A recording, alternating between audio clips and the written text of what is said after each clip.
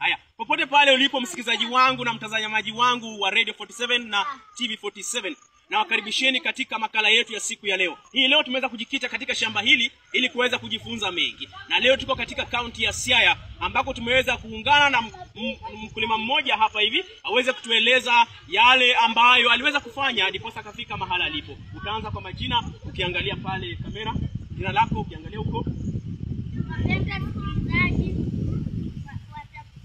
Kwa majina ni Karen kutoka mji katika kaunti ya Siaya. Na kwa niaba ya yule mtazamaji ambaye anatazama, ungeweza kumwambia aweze kufanya vitu gani diposa aweze kuwa na shamba kama lako? Ningependa aweze kutengeneza shamba kwa kutumia hiyo kwa sababu inaitwa container gardening and drip irrigation.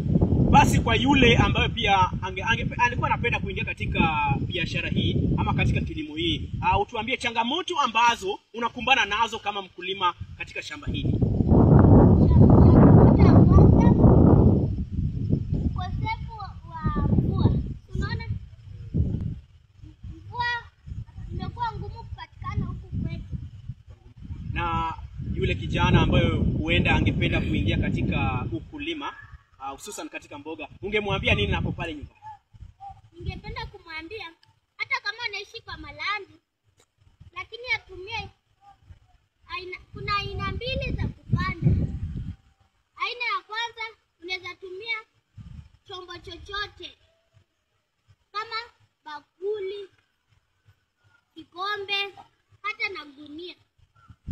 Na uko ukinyunyuzia mboga yako maji kila wakati. Hata kama una mbolea, unaweza chukua jivu. Unaweza tumika haswa.